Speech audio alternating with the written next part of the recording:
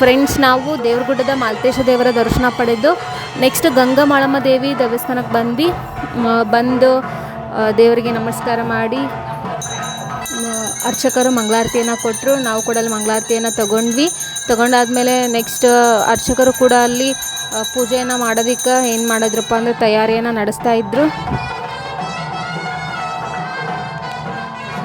Friends ನೀವು ನೋಡ್ತಾ ಇರ್ಬೋದು ನೋಡ್ರಿ, ಇದು ಗಂಗಮಾಳಮ್ಮ ದೇವಿ ದೇವಸ್ಥಾನ ನೋಡ್ರಿ. ಅರ್ಚಕರು ಅಲ್ಲಿ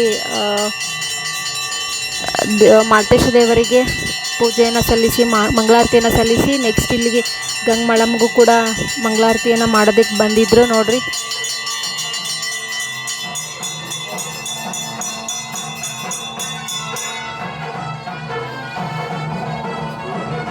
ಫ್ರೆಂಡ್ಸ್ ನಾವು ಅರ್ಚಕರೊಂದಿಗೆ ಗಂಗಮಾಳಮ್ಮ ದೇವಿಯ ಇತಿಹಾಸವನ್ನು ಕೇಳಿ ತಿಳ್ಕೊತಿದ್ದೀವಿ.